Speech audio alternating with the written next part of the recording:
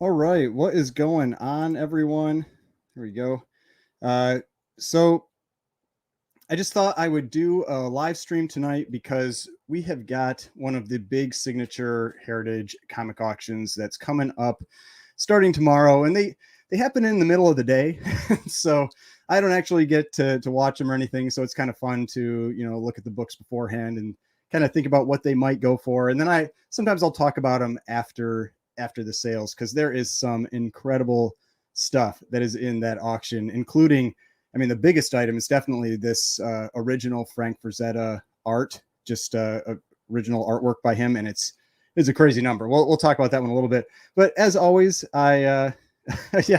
So there's always one thing I'll say about these auctions is one little tip that I like to give is that if you're looking for books that are on the lower end of the pricing spectrum, sometimes you get these books that are in these big signature auctions that are on the cheaper side and they don't really fit with everything else. And so you might be able to snag those ones for a little bit of a deal. And when I say cheaper side, they're still usually pretty expensive, but just not, multiple thousands or tens of thousands of dollars. But, sometimes they just don't quite fit there. And then you can snag them for a little bit of a deal. But so before, I always like to kind of show a few books that I picked up recently before we get started. And so I just have a number of raw books this time. And let's see. A bunch of these I actually picked up from the what was it the Selling Superman the Fantast collection. They had a live sale. I don't know, maybe like 2 or 3 weeks ago, something like that. It might have even been a month ago now, where Rage Theo was one of the guys that was selling stuff, and I picked up a number of books from that. So I just I'd show a couple of those. One of them, we got a Ghost Rider #1. It's like a mid grade. It's got a kind of a crease on the cover there, but so not everything in that they're selling from that collection is like 9.6, 9.8 type stuff, but they have some cool stuff. Ghost Rider #1. I picked up a kind of a lower grade Amazing Spider-Man Annual #2. Then picked up this one. They had some. It was a mix of like modern and golden age and everything. So I got this one. This is Frisky Animals #54. This is a LB Cole cover, just one that's a relatively well-known kind of like cartoony type LB Cole cover. I mean, he had to pay the bills, so everything wasn't wasn't pre-code horror and that kind of stuff. He did a lot of these animal ones type too. This one is a Feldstein cover. This is Weird Fantasy #18. This wasn't from them. Those were the ones I picked up from them. This one I picked up from Heritage, I think. Just a raw copy. It's a little worse than I was expecting. There's a huge split along the spine, but still price was decent, and it's a cool Feldstein cover. Then this one actually was also from the Fantast collection. This was 4-color #19. I just got it because it was pretty cheap, and it was. This is like 1940 or 41. It's really early. 4-color 19 is really early, and so I just thought that was kind of a cool golden age book to pick up. Then another interesting one that I haven't shown 2 of these in any type of unboxing videos yet or anything like that, was this one right here, this Marvel Mystery #16. And this was actually thanks to somebody that reached out on Instagram. They saw this book up for sale on on Mercari, and they messaged me. They're like, hey, I know you like golden age books and thought you might be interested in this. And so I ended up picking it up. It was a great price. And the seller had this, like, it was a really poor picture of it. It looked like the book was completely like waterlogged and all brown and everything. And I got it and I was like, is this actually the same book? It's super bright and it's got a lot of like kind of like mold damage on the sides and this kind of stuff, but still Marvel Mystery Comics #16. And I was really happy with this. It's complete. I think that it might be trimmed on the top edge. It's hard to tell. Like the paper doesn't look trimmed, but it's just a kind of, I'll call it like a wonky cut. But I've seen plenty of golden age books that have had really angled cuts on edges and that kind of thing. So not necessarily trimmed, but so I might get it graded just to get confirmation on that. But still cool book because like I said, it's complete and everything. Then I picked up this book. Archie #50. It's my 3rd copy that I have right now of this one. But it's just, I always like getting this book. It's the classic Betty cover, probably, mean, one of the top, if not the top Archie cover, especially the Golden Age, if not of all time. And so I just always like picking this one up. So it's a lower grade copy, but it's attached at the top staple, detached at the bottom, has some wear, that kind of thing. Has a hole in the cover right here, but I mean, still cool, fun cover. And I always like that, you know, how they've got Archie, you know, where he's got his eyes pointing in this. It's a well-drawn cover. It's fun. Then last one here was a Dynamic Comics number 18. This one here, which is a Gus Rika cover. He's the same guy that did Punch Comics number 12. And so that real big cover, but he did a number of other ones. Like I think he did Dynamic 8 and some other covers from this publisher. But yeah, so I really just thought this was a fun book to pick up, and I, you know, so got this one recently. I've never had a book from the Dynamic Comics run. There is actually, I think, one Dynamic Comics book that's in this Heritage auction, but it's one of the more obscure ones, but it's still going pretty high right now.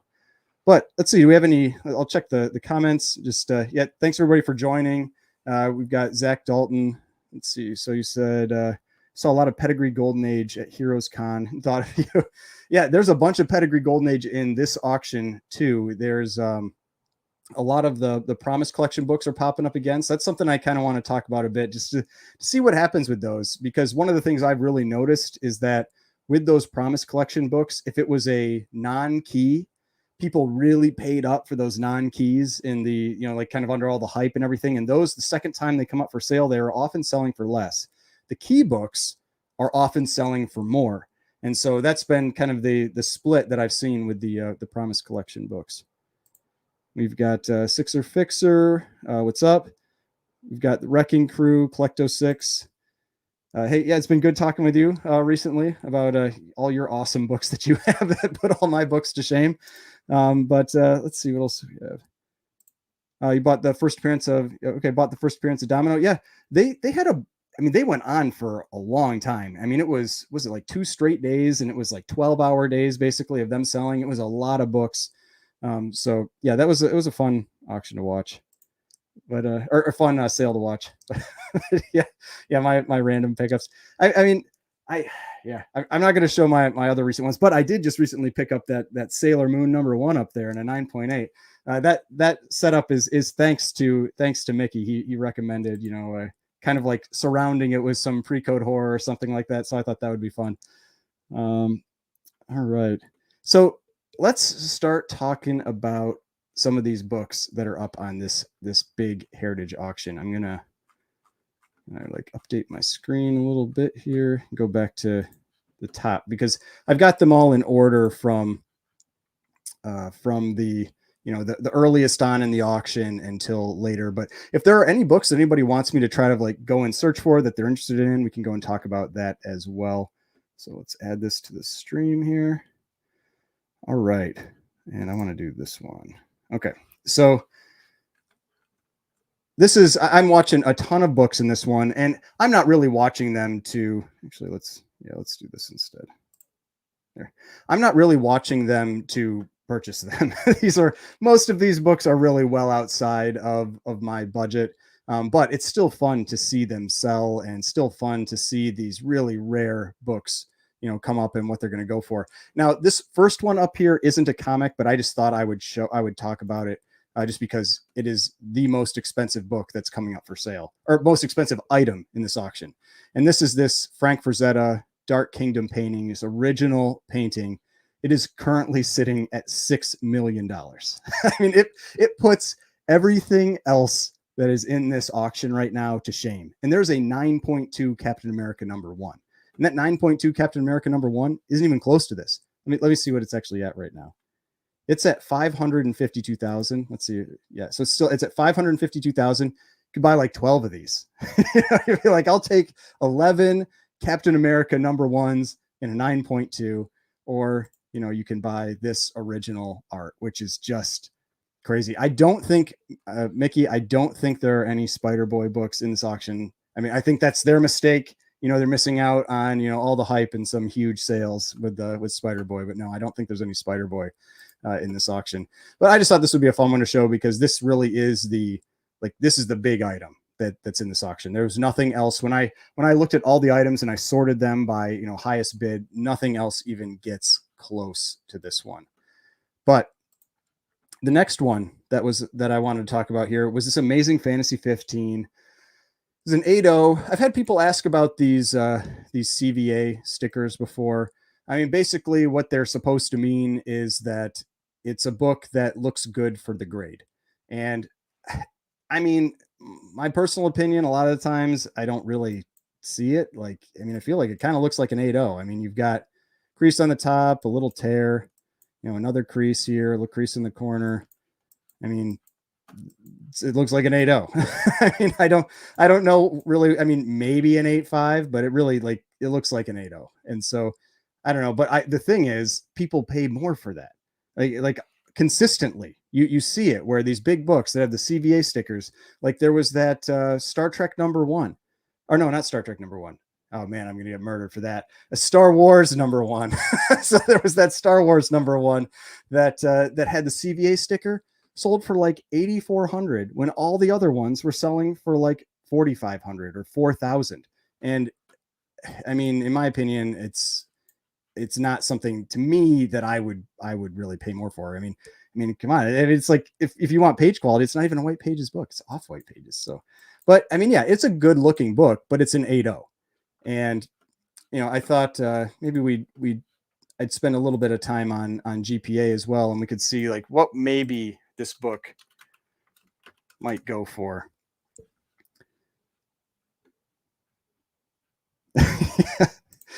Yeah, the sticker means you gave money to whoever makes those stickers. Yes, that is true. Ah, interesting. All right, so you've got, you know, a talk about that. Well, I mean, my opinion, that Amazing Fantasy 15 looks like an 8.0. So I don't think that it deserves some sticker, because I'll admit I have seen some where like the colors look really bright or something like that. But I mean, I don't know. I think it's kind of like, you know, it's the whole, like, people say buy the book, not the grade, but in this case, it's like you're paying even more for something that's pretty intangible. But yeah, so let's look at this Amazing Fantasy 15 and an 8.0, because I didn't look up any of these prices beforehand. I don't know, so you can kind of see my process for when I'm valuing a book. So this one's going to be tough. I mean, if you look at this history, we've got a 7.5 that sold recently for 117,000. And then the 8.0, the last sale from last year when this book was really going nuts, at $448,000.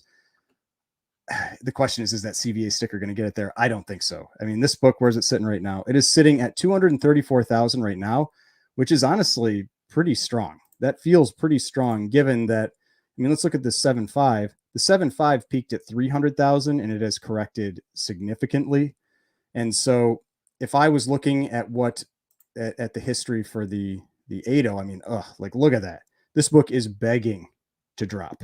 I mean, just begging to drop. They just don't come up for sale often enough. And so if I was just kind of like extending this out a little bit, where do I think this would go? Maybe like 250, 260. I could see it. Like, I would think maybe 250 to 260. It's sitting at 234 right now. So we'll see. You know, if it beats that, good on that CVA sticker. but I feel like 250, 260 is around where this one might go. But yeah, then the next one, I think there are a couple Batman #1s. Yeah, I believe there are at least two. Let me see. I think this was, yep. Yeah, there are at least two Batman #1s. There's this 1.8 that's currently, let's see where it's sitting. Currently sitting at 81,000. That feels really low.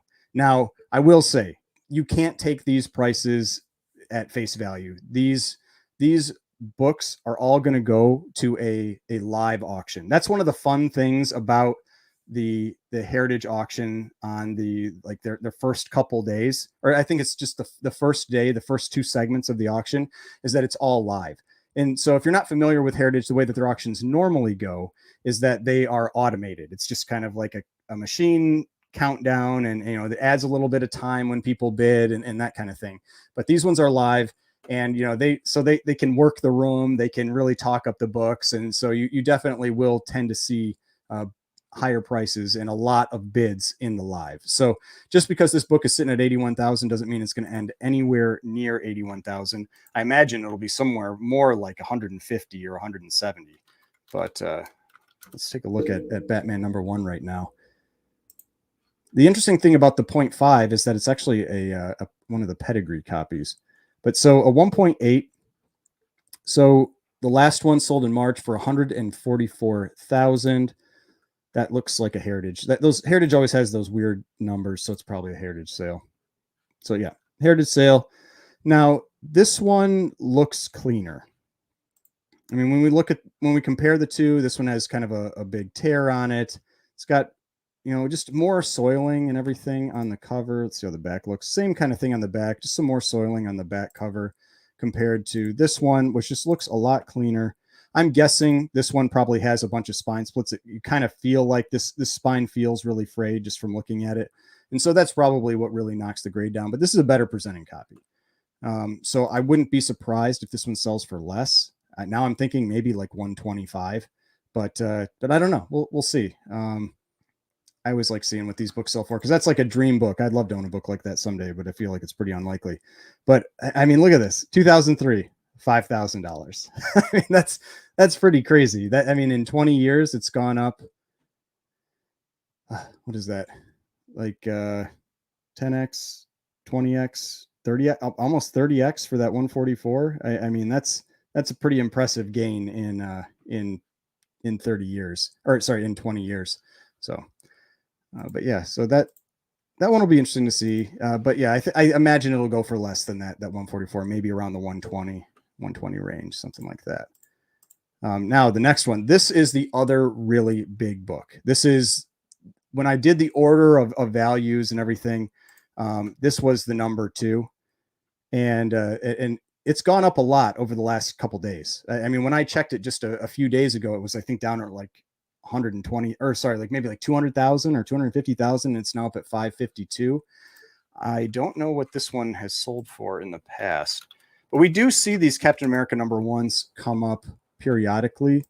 It is one of those Golden Age books that, I mean, it's not in every big auction, but you see them in enough of the big auctions. Oh, we actually haven't had a 9.2 since 2013. So last 9.2 was 306,000. 8.5 went for 384 in 2021. 7.0 went for 300 in 2023. So let's see. This is kind of where it gets a little tricky. And so what I like to do is I like to look at, say, what did a 7.0 go for in 2013? Because the last sale here was 2013, 306,000. So 7.0 went for 94,000. It has a little more than tripled since then. So if this book tripled, it would be about a $900,000 book. That seems pretty reasonable. I mean, with a 9.4 going for 3 million, I mean, going for 3.1 million, a 9.2 hitting 900,000 to $1 million seems like a relatively reasonable number to hit. So it'll be interesting to see what it actually goes for, but I wouldn't be surprised if we get a whole bunch of bids on this Captain America #1. But I have seen these ones just correcting a little bit. I feel like they haven't been quite as strong as some of the other big Golden Age keys, but I wouldn't be shocked if this book comes up to around $1 million during the live bids. But we'll have to see tomorrow after it sells. Let's see what. Let's see. So was that the book that had all the white spots from having the restoration removed? Which one was that? That was a 7.0, I think. I think it was a 7.0 that had the white spots removed. That was the Amazing Fantasy 15, because I remember talking about that one in, I think it was the last live stream, that I did, and that one went really affordably, and it was probably that played a role. I think that was this one, this 117,000. Let's see. Take a look. Yep, Heritage. Yeah, it was these white spots up on the edge. Where, yeah, that was the color touch that was removed. Now, the interesting thing about that is that in my live stream, or not my live stream, in my video that I just put out a couple days ago, there was another book that had color touch removed, and it had a huge sale, almost a record sale. And it was this Journey into Mystery number 85. And it was a 6.0. Yeah, it was this one that sold for 66,000 or basically $6,610. And you can see, like, look how out of line this sale is with the prior sales. Like, this book had corrected a lot, and then you have this one that was a huge jump. Now, it was a white pages copy, but I mean, look at this: 4,700, 4,200, 4,200, and then all of a sudden 6,600. And so, yes, this was a white pages copy, but if we zoom in on it, I mean, this was similar. I mean, and this actually had quite a bit more. Like, you can tell this is color touch removal. That's what these white spots are. And so this one had quite a few of these, color touch removal spots, and it went for a huge, huge number. And so, yeah, the white pages, I'm sure, played a big part in that, but that's why, like, color touch removal spots, it isn't always going to knock down the price. Now, granted, with an Amazing Fantasy 15, if you're spending over $100,000, you might be a little more picky about what you're getting. And so that could be, the reason for it. But I just wanted to point that out, that color touch removal isn't always going to hit the price. Like, this was a big, big sale for this book.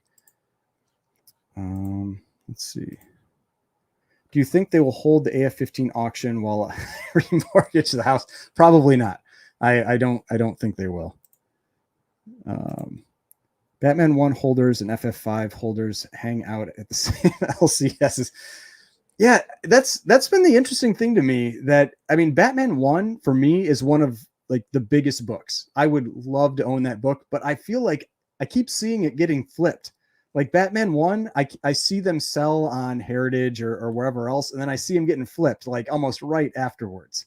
And so I know that's what Mickey's talking about with the FF5 too, the Dr. Doom. We talk about that in our chat sometimes, and we see that book come up for sale all the time, like way more than you think it should. It just seems like everybody is selling Fantastic Four number 5. I mean, there have been multiples, like, week after week. I see them in a lot of the Heritage weekly auctions as well. Hey, yeah, really appreciate it. Yeah, Alex's channel is great. I really enjoy watching his channel too. He's always showing some of the same types of books that I like to see. I mean, I remember, like, his video that he did where he picked up all those pre-code horror books. That is still mind blowing. I mean, he got them from that. It's like from a record store that this person had got this, like, collection or something, or found, these boxes of pre-code horror books, and he just ended up getting some of the rarest ones, like Chamber of Chills 19, and I mean, just crazy stuff. But yeah, no, his channel is great. But there are a couple Captain America number 1s. So back to this, that are in this auction. There's also the Promise Collection one. I think this book is going to take a big hit. Now, I did say earlier that I had seen a lot of the Promise Collection key books sell for more the second time around. I don't think that's going to happen with this one, and I'll show you why. This, I totally understand let's see, here we go. I totally understand paying more for pedigrees. I pay more for pedigrees. I like pedigrees. I know some people don't. Some people don't care about them. I like the books have a story behind them, so a little something extra that goes with them. And let's see here. But some of these books had a little too much hype behind them, and I think they went really, really high. And so this is that Promise Collection book. This is one of the kind of fun things about GPA, is that they do break out the pedigrees separately. And so you can see the difference in what was paid for this book versus other books around it. And so with the Promise Collection books, a lot of the time we were seeing about 50% premiums. For the more obscure books, seeing like 100% premiums or more, like really big premiums for the more obscure books, just because they generally would go pretty cheap, and people were just spending over $1,000 on almost anything. Now, Captain America number 1 isn't like almost anything. It is it's an important book. It's a big book. But when you look at this one, 240,000 compared to 144 for a 3.0, compared to, 194 here for a 4.5, 180 for a 5. I mean, you've got to get up to a 7.0 before you get to a book that cost more than this one. And that's a little steep.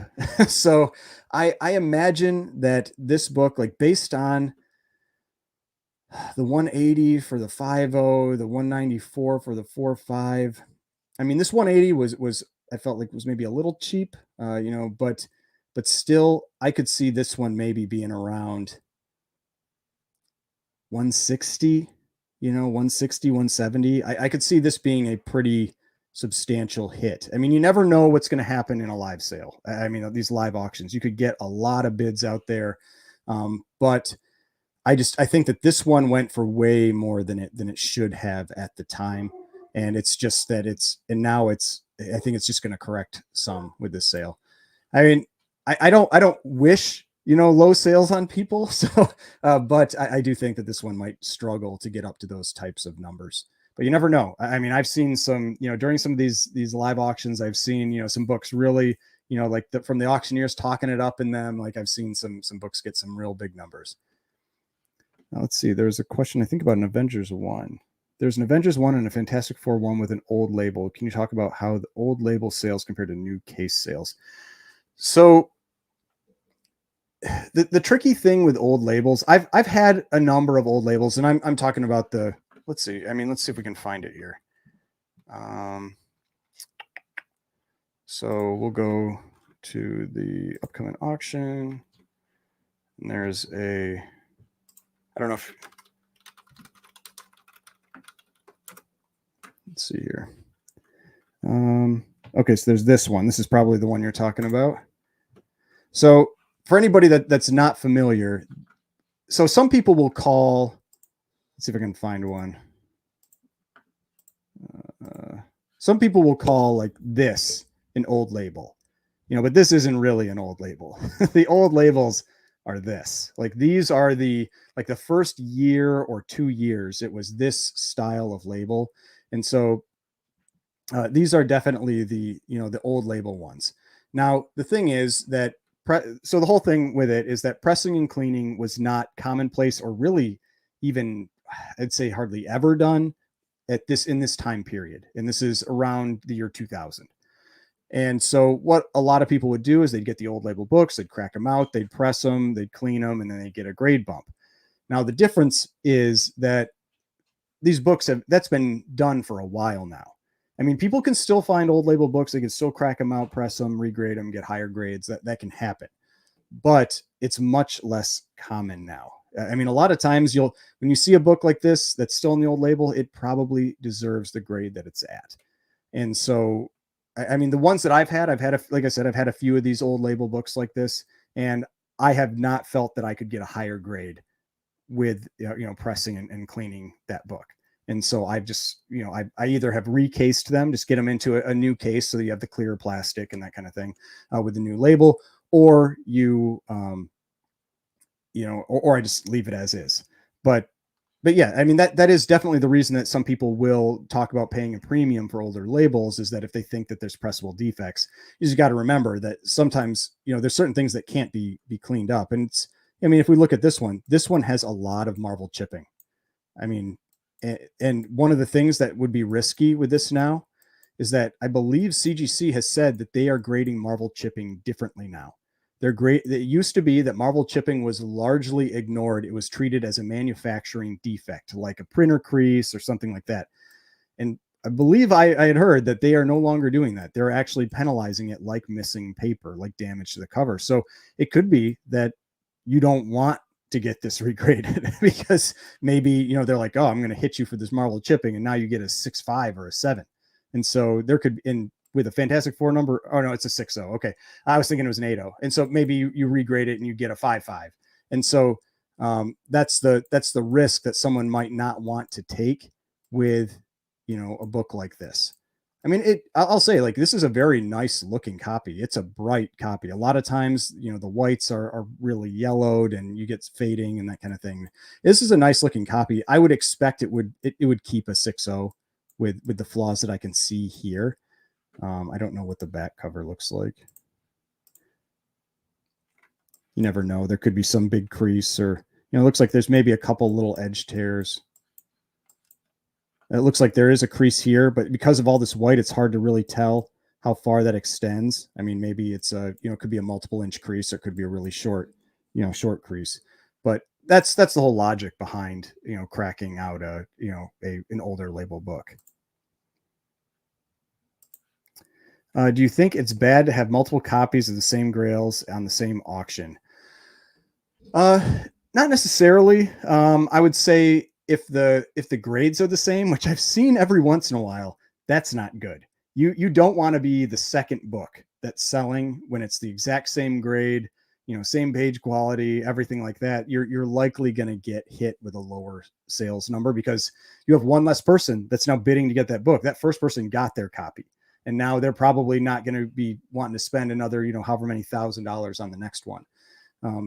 But having multiple books that are, different grades, that's not really nearly as big of a deal because, at least in my opinion, it's different people that are likely bidding on those. If you've got someone that's going after a 3.0 Fantastic Four #1 and wants to spend $10,000 or $15,000 versus someone that's trying to buy, an 8.5 and is looking to spend 200,000, they're not really in the same market or competing with each other. So I feel like you're probably not really having too big of a deal there, especially with big Grail books, because their prices jump so quick across grades that you're likely not in competition with the people that are looking for that other book.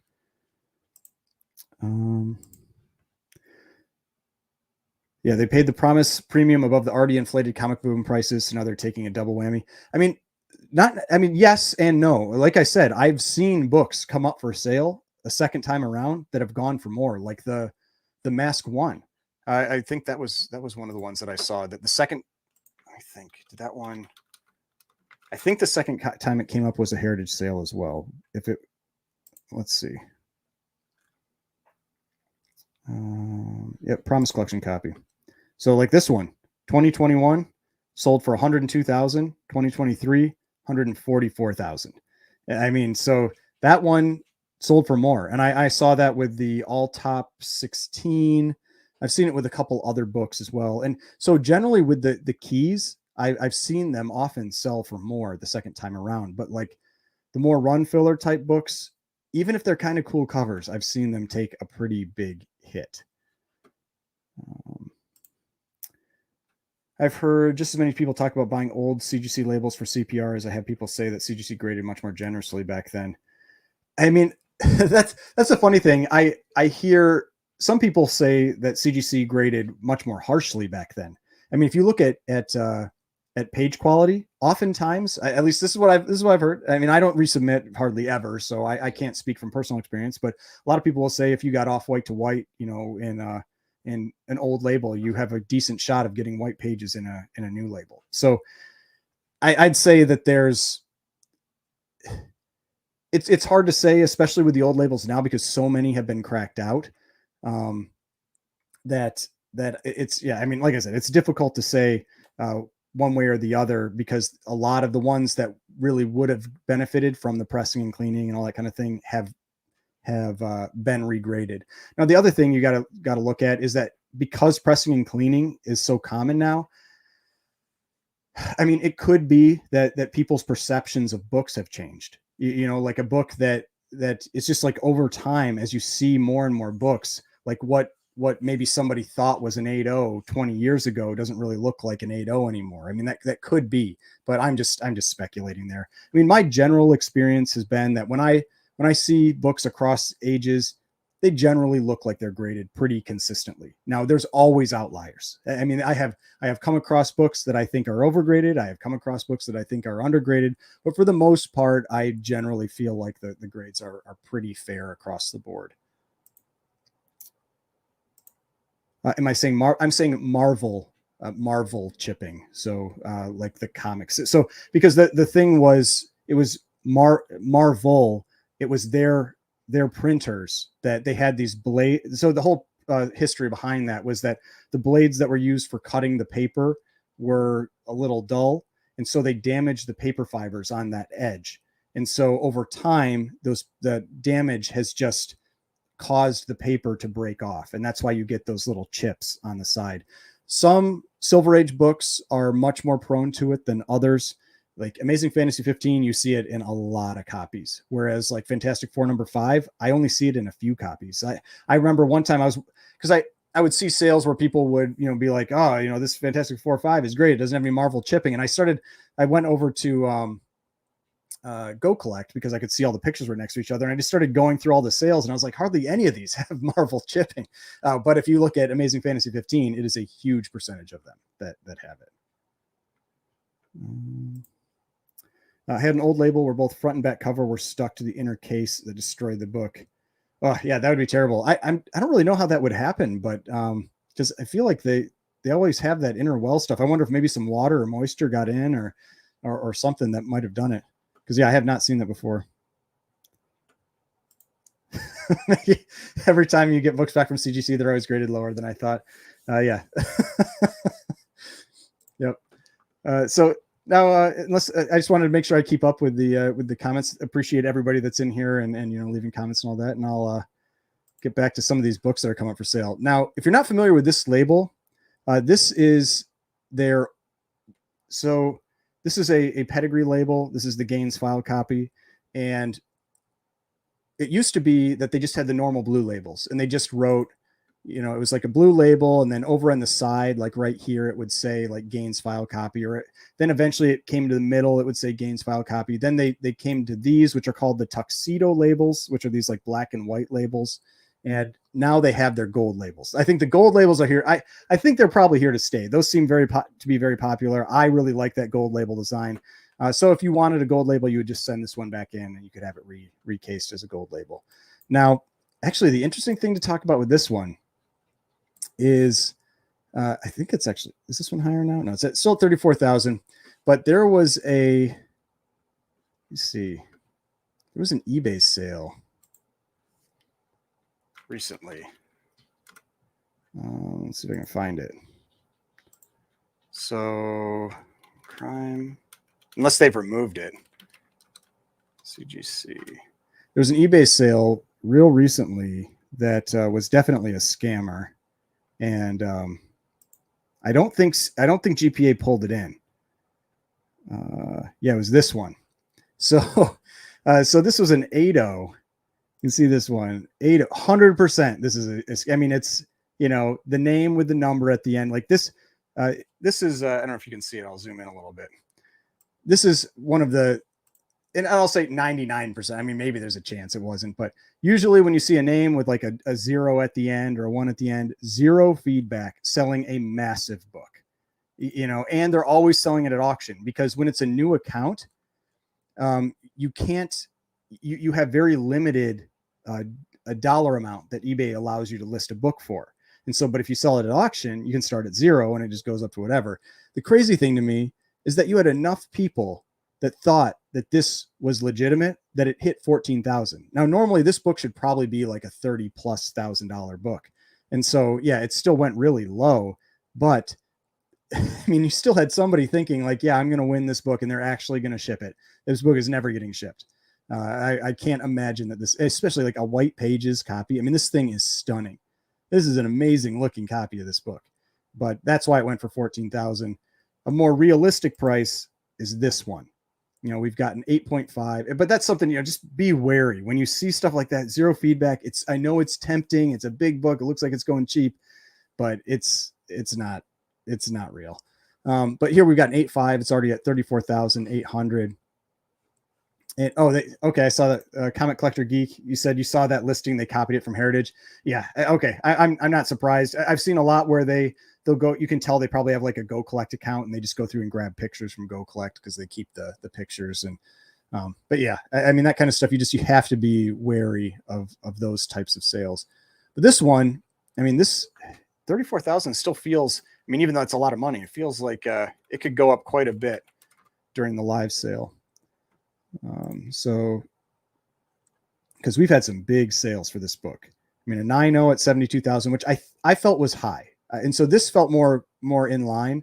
This 72 for the 9.2, then the 90 for the 9.4. So this was probably a little high, but the last 8.5 was 52.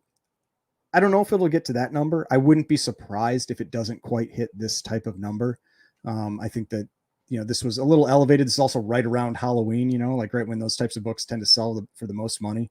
But I could definitely see this one getting quite a few more bids. I mean, I'll be happy if it goes for more. I mean, I got my copy up there. So I'm always happy to see big sales for this book.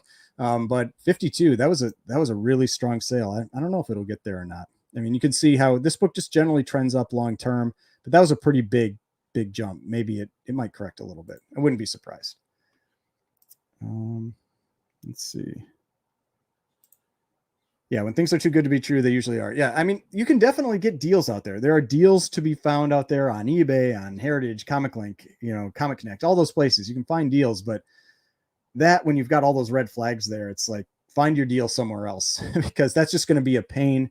You've got to try to get your money back and, file the complaint with eBay. I mean, who knows? I don't know how that would work. Like, are they going to, mail you something that's not the actual book, so it looks like it's actually mailing? Are they going to mail it to a wrong address and then be like, oh, look, it got lost and, got shipped back to me, or, these kinds of things. And who knows what's going to go on with that one. Yeah, Crime Suspense Story 17 is a cool cover. Yeah, I just picked up a copy of Crime Suspense Story 17 recently. Let me show that one. It's super violent.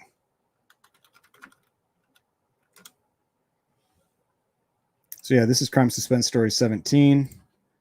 This is one that I talked about this one a little bit on my Instagram page because I remember I had always thought that this was another hand, like a different person shooting him, until I can't remember who pointed it out to me. It might have been Drew with Como Comics that it's they've got this reflection in the mirror back here, and it's actually himself, doing it. And so it's like it's got this, like, it's a little misleading because you've got different colors on this arm and everything. And so I'd always thought it was a different person, but just something that's a little extra on that one if you've never noticed that, with that cover.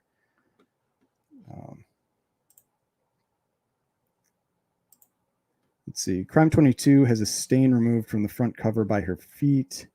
Was recased, still might bid on it, not sure. Let's see. Let's take a look.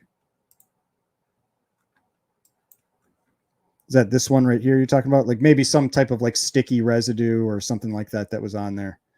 Yeah, I mean, let's see, what's this one? This is an 8.5. Let's take a look at it. I mean, if you saw my last unboxing, you see, like, I generally grade Golden Age a little harsher than I probably should. I mean, if they really do grade, they don't grade the same between Golden Age and Silver and Bronze. Like, I've had people try to argue with me and they're like, no, they grade, it's like, no, there is different grading, Golden Age versus other ages. It is a little friendlier in the Golden Age. And, cause yeah, I mean, like, cause if I was looking at this, I don't know if I'd put it at an 8.5. Like me, I'd probably put it at like a 7.5. I mean, it's a nice book. I mean, it's sharp edges and corners and everything, but it's got, like, the spine has enough wear to it, like in a couple big like, I don't even call these ticks, like I call those creases that, yeah, I mean, like me, I'd probably put it, it's still nice. Like, it's like, I think maybe like a 7.5, maybe an 8.5 is on the strong side, but that's also why I tend to undergrade like most of my Golden Age books when I get them back. So yeah, I mean, I'm not real surprised that it's an 8.5, but me personally, if I was sending it in, I would be pleasantly surprised if I got an 8.5 on that book. I'm not sure what you said. I don't think PCH is overpriced. I'm not sure what that means. Yeah, Drew will take credit for it. I honestly, I think it might have been you that mentioned it in one of our conversations. I wonder what the next comic book genre that the hobby will move to. I don't know. I mean, yeah, it's always hard to tell. I mean, yeah, PCH has definitely blown up over the last few years. And that's always the tricky thing with the Golden Age, because it only takes, and I've talked about this a number of times, it only takes a few new people being interested. You add like 100 new people that are collecting Golden Age books, and now you've got, a couple more bidders on all the other books that are coming out, and everything gets just a little bit more expensive because they just don't come up for sale all that often. And I mean, yeah, you might see this one a little more often than others because it's just such a popular book. But for most Golden Age stuff, like, I remember like this like Dynamic Comics #8. I think that's one of the more underrated Golden Age books. I think it would, if it wasn't so rare, and I'll show it if it wasn't such a this. So this is it. This is also a oh, maybe it's not. I thought this was a. Let me see. I thought this was a. Oh yeah, it is. Okay, I thought it was a Gus Rica cover. It is. All right. So, but this one I think is just one of the most underrated Golden Age books. I mean, it's early. It's the black background, which I love the black backgrounds, and just super creepy. So much detail in all the faces. You got this guy with his brain exposed. He's just like melting like the candle. I mean, really, really cool cover. It is not cheap. I mean, you've got this.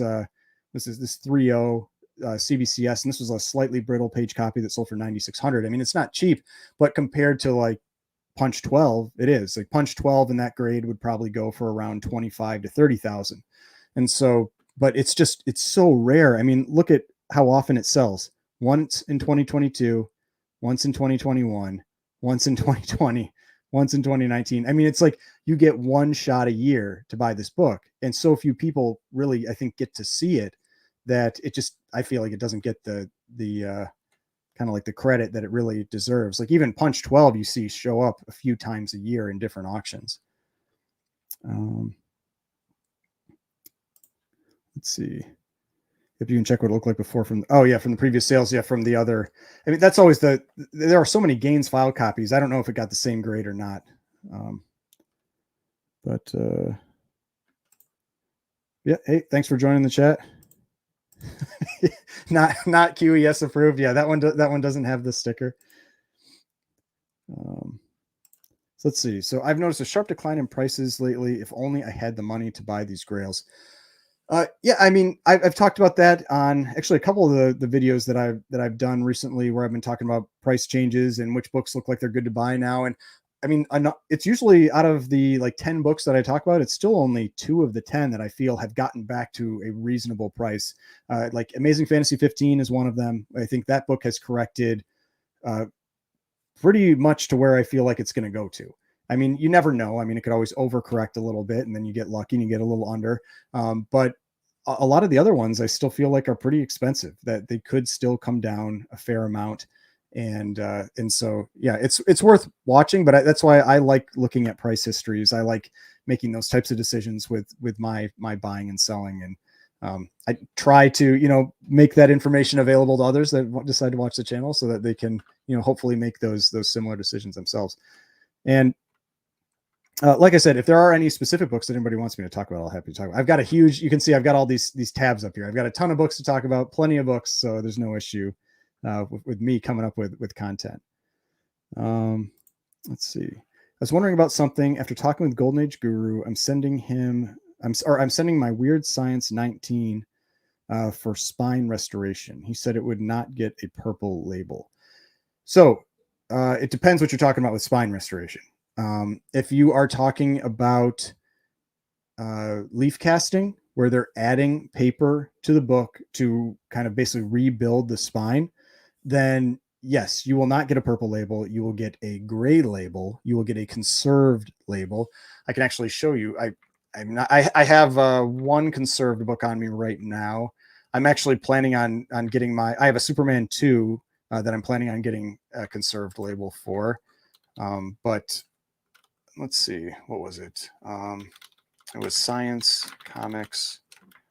Science Comics #1. And so this was a book that I picked up, and it was this one here, this 3.5. So if you're interested, if you want to know what he could mean, and so I'm trying to guess what he's saying. So, or what he's talking about. So if you, like I said, if you're talking about, adding paper to the spine to repair it, that's what was done here and over here. So this is a conserved label. You get a blue label with a gray bar at the top. And I'm conserved labels. I'm kind of torn on, because I've been tricked by them a couple times, where I feel like I'm grading stuff fast. I'm going through books quick, when I'm looking for books in auctions and that kind of thing. I have priced conserved books as as universal before, because I didn't catch that it was the gray bar at the top. I mean, they look very, very similar, especially if you're going through quick. But this is this is leaf casting. So all this part of the book was missing, and there was paper missing on the spine. And so they basically add paper, they build up paper on the book, and it stabilizes the book. That's why it's given this what's called the conserved grade. It's stabilizing the book so it's not going to continue to fall apart. And if you look at the the back cover, you can see they did it back here too, and you can see they added paper along the spine. And so this would have been a like a detached cover, but because they added that paper to the spine, they could reattach it at the staples. And so you're able to reattach the book at the staples. And so, all that kind of stuff. So that could be what he's talking about, that you won't get a purple label, you'll get a gray label or a conserved label. Now, if you're just talking about pressing, I mean, pressing doesn't get you restoration, but if you're talking about this is what that would be. Let's see. Mint Hunter selling many of his favorites to buy his other grails. You have to do that sometimes. Yeah, no, I agree. I mean, the way that I do this is mine is a combination of a comic buying and selling business and my, keeper books. But those keeper books are still part of the business. It's just that those are the ones that I've determined that I don't want to sell right now. And whenever I get new books in, they're in competition with those keeper books. And it's just basically determining what books are going to be listed or not. And, when I sell those books, I just use them to buy more books. I mean, so that's why, when sometimes when people, they see me do unboxings and that kind of thing, and they're like, how do you buy all these books? It's just because I'm selling other books to buy these books. It's not like I have, these unlimited funds that I'm throwing out there. I can't just keep all this stuff. I have to sell books to buy books. And so that's really for myself. That's how I do that. So yeah, I totally understand, selling stuff to buy other stuff. Hey everybody, hey, tomorrow ends that mega auction on Heritage. Going to be interested in what the Cap 1 9.2 and AF 1580 sells for. Yeah, so yeah, hey, we talked about those ones a little bit earlier. Here's that Cap 9.2. I was saying that based on what the 9.4 sold for and what the kind of like some older sales for these books, I was estimating this one could get up around 900,000, maybe $1 million. It's got a long ways to go though. I always wonder how it's going to do once it hits the live. But those live auctions where they've got the live auctioneer and everything, they are good at pushing those prices, getting people to bid. And so I think this one could get up around that $1 million mark, but we'll see. Like I said, I said this earlier, I've seen these Captain America's #1s correcting a little bit. I've seen some go lower than I was expecting. And so, it'll be interesting to see how this one goes. Cause I mean, it's a beautiful copy. I mean, you've got off-white to white pages. I mean, just amazing colors on this, 9.2. I mean, yeah, it's got a few little spine ticks, but overall, this is a really nice book. I mean, this is a really, really nice copy of this book. And I think it hadn't sold since 2013 in this grade. So let's see. I think so. Front and back cover are split and off the book, but the rest of the book is intact. He's saying that after that, in a press and clean, it's an easy 3.5. So, yeah, I mean, if that's what he's talking about, if he's adding paper, I mean, that's not a cheap process, though. I think it is relatively pricey to have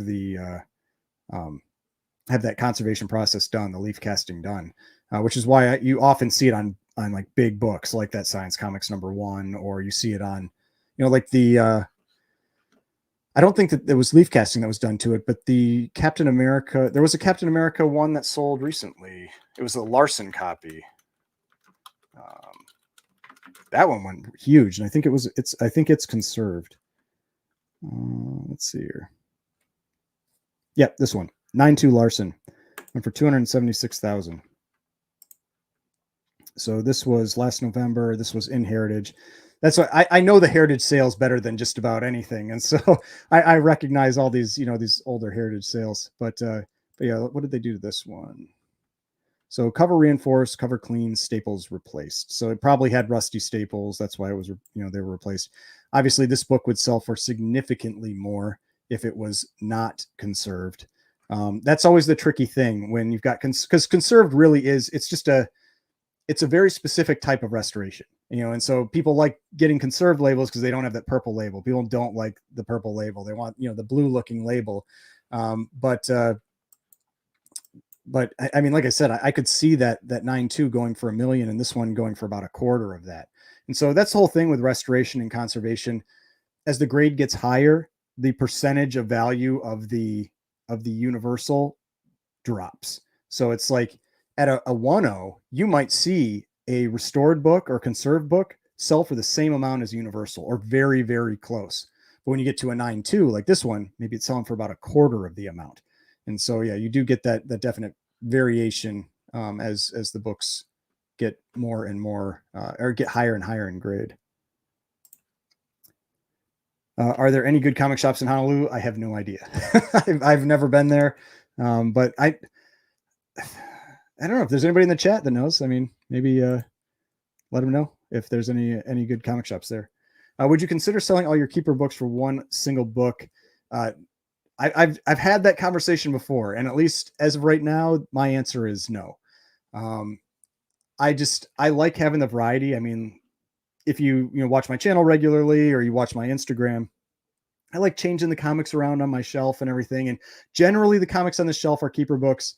The ones that are up there right now, 2 of them are. The Sailor Moon is not a keeper book, even though it's a fun book. That one's not a keeper book, and the Haunted Thrills isn't a keeper, but the Crime Suspense Stories 22 and the Captain America number 74 are both keepers. But yeah, I mean, that is something that, maybe someday, but I like the variety. I like having a variety of books. It's a little more fun. And also, I mean, the tricky part with having like one really big book is I feel like you got to like either keep it in a safety deposit box or have like a safe or, like some big thing to like keep that safe. And I don't know. And then just like, if you're trying to sell it, it's a lot more difficult. You probably almost have to go through like a big auction house or, something like that. And so I don't know, that's where I've steered clear of the really, really big books.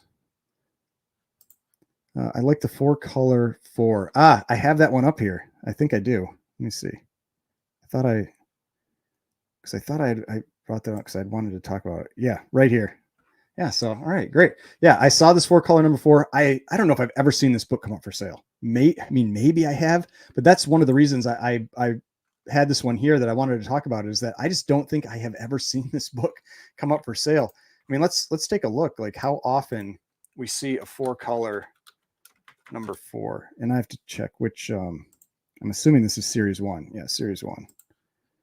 So 4-color number 4, series 1. And so what's the grade on this one? An 8.0, it is currently sitting at $20,000. There was a 7.0 that sold 2 years ago for $21,000. I mean, look at how often this book sells. I mean, there hasn't been a sale.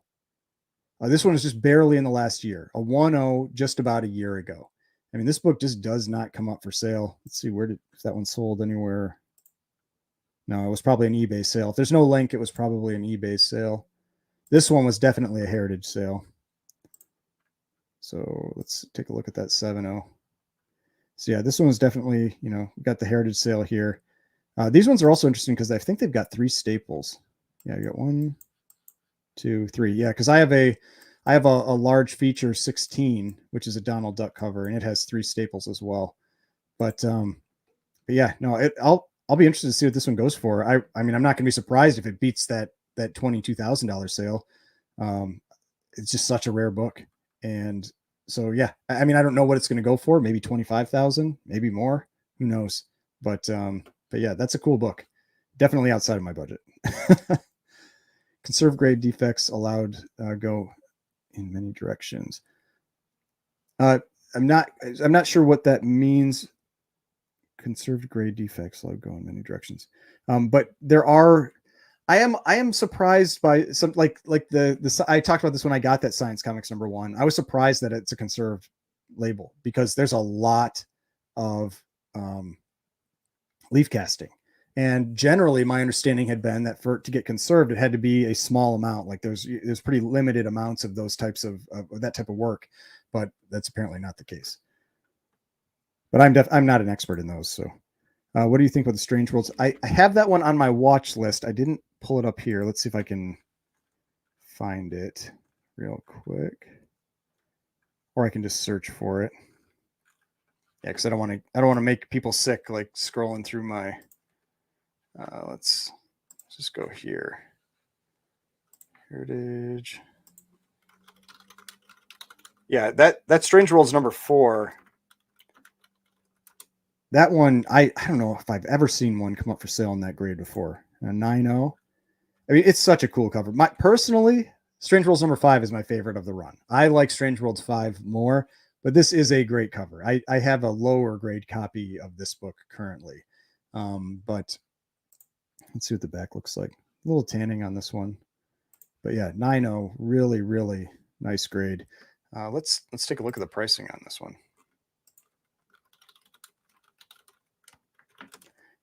But yeah, I don't even know when the last time a book at that high a grade. I mean, usually you see them come up in like 4.0s. I mean, I had a 6.5, and that doesn't sell very often. So yeah, 7.0 going for 4,000. Is that the highest? Let's take a look.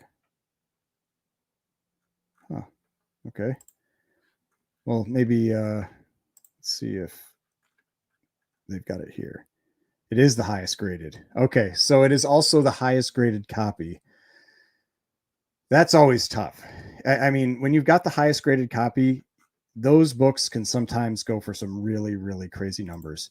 8,100, I do not expect that to be where this book ends. I mean, so it's sitting at 8,100 right now. I mean, with a 7.0 going for 4,000, and that even seems like a pretty good price. 7.0 going for 4,000. What did a 7.0 go for in 2019? Maybe about 3,500. Man, like this 8.5 seems like that was a steal in 2019. And I don't know. I imagine it'll go over 10, maybe even 15. I would guess maybe 10 to 15,000. But yeah, it's really, really difficult to estimate top of census because some people will just really pay up to have that best book. I mean, I talked about that with the Detective Comics 240 in my last video. I mean, it's just an obscure, random Detective Comics book, and it was a 9.4, and it sold for like $7,800 or something like that. Just a huge number. And it's really just because it's the top of census book, and so you can get some really big bids. I would hope this book goes for quite a bit more than this. I think it deserves to. After looking at the discussion, he says specifically sealing the spine. It's a PC book. I think you'd get a purple label if he's sealing the spine.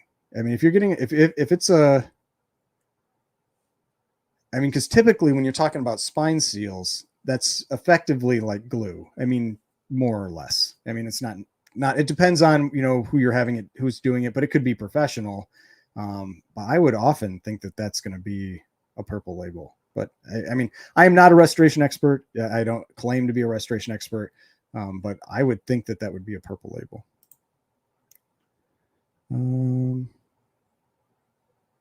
Let's see. Batman 42 9.2 Twilight has a ways to go. Yeah, Batman 42, I feel like it doesn't get the credit it deserves. Do I have that one open up here? I don't have that one open. Let's take a look at Batman 42.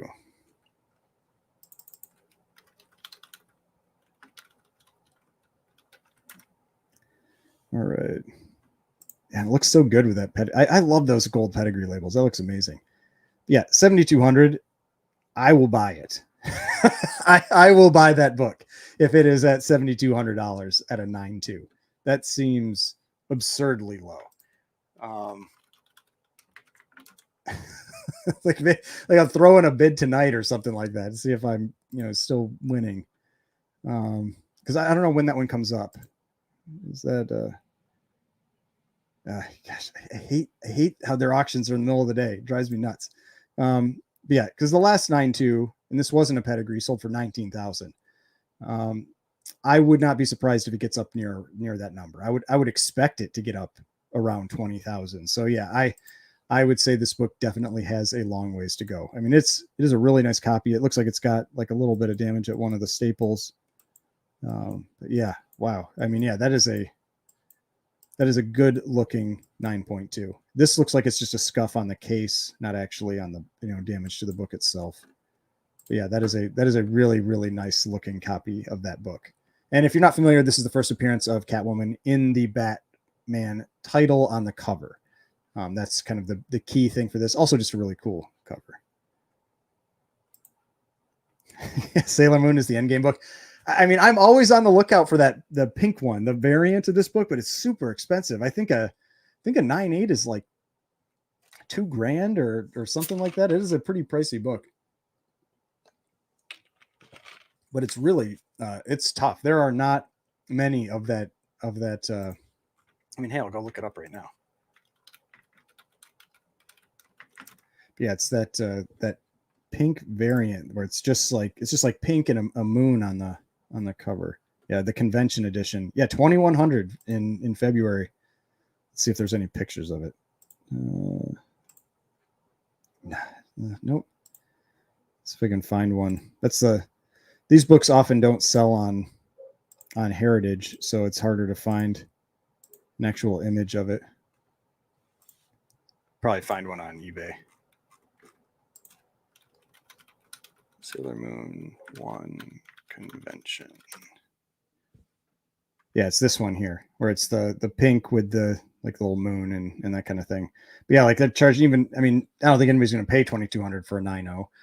But yeah, it is a pretty expensive book in any grade. I mean, this person's trying to get 4,800, but again, I don't think that's going to happen. All right, let's see. Oh, this was another one I wanted to talk about because I do not see this book ever in this grade come up for sale, like in the 8s. And this is crazy. I don't know what this, let's take a look at what this one might go for. I'm going to close out some of these others. So Hulk #1 and an 8.0. I mean, that book is just one of the toughest books out there for those high grades. So yeah, 8.0, December of 21, sold for 188,000. I mean, yeah, definitely was spiking a little bit. Oh, man, this is a tough one. 7.5 went for 91,000. Man, I don't know what this is going to go for. It's always the fun thing trying to guess what books like this might sell for. Maybe 150. I wouldn't be like shocked if it sold for like 150,000. I could see quite a few bids still coming in with this one. I mean, it's a nice looking book. I mean, just a little bit. It's got a little bit of spine wear.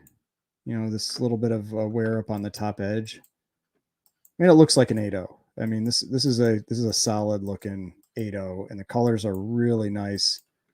I mean, yeah, that's a nice book. I mean, I would not be surprised if that book goes for somewhere around 150,000. Let's see.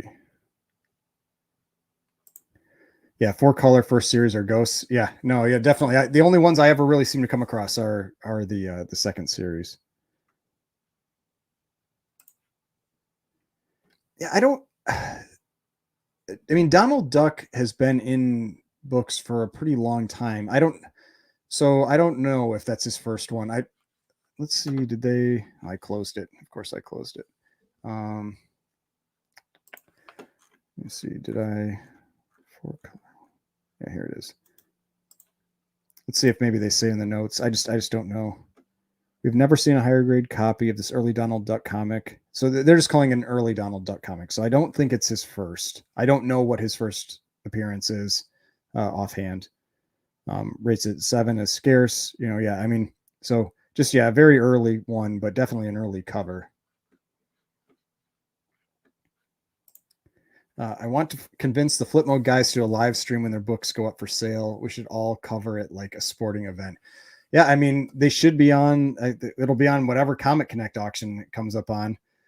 So yeah, it'll be interesting to see what those go for. I mean, if people aren't familiar, they were talking about some of the books. So Flip Mode is they're two guys, Jamie and Felipe, that sell buy and sell comics on Instagram, and they also do it like local shows out in California, that kind of thing. And they picked up this collection that is just insanity. I mean, pure insanity. It is just incredible Golden Age books and pretty high grades too. And they were talking about a few of the books have come back, and there was a Mask 1 that came back a 7.5, a Sensation Comics #1. So first Wonder Woman cover, second appearance of Wonder Woman, came back a 6.0. There was the Captain America 46, which is the really famous Holocaust cover, came back a 7.5. I mean, just incredible grades. But those ones, they said all the big books are selling. They made a deal and they're selling on, I believe, Comic Connect.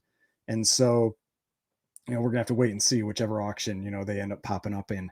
But yeah, I think a lot of people were hoping they were going to sell them on Instagram, get a shot at them on Instagram, but no, they're selling them on Comic Connect, which, I can kind of understand. Like, I mean, it's huge amounts of money. And so it's probably just easier to deal with going through an entity like that. But yeah, they did say a lot, like the other books they're going to sell through their, their Instagram sales, but those big ones, they're going to be going on Comic Connect. Oh, here we've got a recommendation for a comic shop in Honolulu. It's called Other Realms. So if the person who was asking is still in here, there you go. There's a recommendation. Yeah, 4-color 16. That's the Mickey cover, isn't it? I think it is. And 4-color 9 is the Donald Duck Barks cover. But yeah, 4-color 16. Yeah, that's this really famous Mickey cover. There's one copy that pops up for sale that's for sale at a local show I'm at, but it's really expensive, and so and I think it's restored as well. But yeah, you do not see this book pop up for sale hardly ever. It's one of those that I feel like it was a little cheaper a few years ago, and I should have probably tried to buy it then because it's gone. I mean, like look at this, a 3.5 going for 9,000 in 2021, and you had a 2.5 went for 1,700 in 2020. This was probably a pretty good deal. Whoever picked up that 2.5, and it was an eBay auction too. Pretty nice looking book too. Yeah, no, that's the type of book that you kind of wish you could go back in time and have bought that one. Yeah, it's like you could probably put together one of the, so this comment here about famous funnies, you could probably put together one of the biggest or one of the highest rated Frazetta runs just with this auction. Let's see if I've got, where are those? Because they're all in a row. They might be on the second page. Let's see. I don't want to make everybody watch me scroll through things. Oh yeah, here they are. So here we've got Famous Funnies 209 in a 9.6, Famous Funnies 211 in a 9.0, 212 in a 9.0, and then 216 in an 8.5. Now, of these, 212 is definitely my favorite cover. My favorite cover is are 213 and 214. Those are my two favorite covers. But this is another great sci-fi one, and 9.0, man, that is a tough book.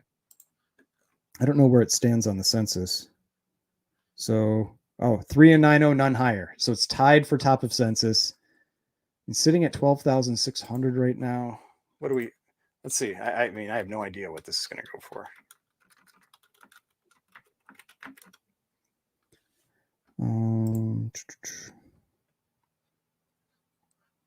So a 9.0. Man, this just shows you how much these books have exploded. These Famous Funnies books. 5 years ago, 9.0, $4,560. I guarantee that was on Heritage. I mean, with that price, I know it was. Yeah, Heritage 9.0, and it was an old label too. I don't know if somebody maybe tried to crack this out or not, but but then now we look at an 8.0 sold in March of last year for $17,000 or $16,000. You had a $19,000 sale in 2021. So yeah, I think 25 to 30,000 seems very reasonable for expectations with this book. It is, when does this one come? So this one does sell tomorrow. I mean, It's got a long ways to go. But I remember when I did this live stream last time before their big auction, there were a bunch of books. I was like, man, those books have a long ways to go. And most of them got there and further. Like that Mask One was an example of one. It was sitting at like 50,000 when the live sales started, when the live auctioning started, and it hit 144. I think, what did I say? 144,000. I mean, so yeah, so the live auctions are a whole nother game. You never know what it's going to do once the book goes live. So any reason not to bid in advance? Heritage does extend bidding, so it's not like you can snipe. I never bid in advance. I mean, all you're doing is bidding up the starting price when it goes live.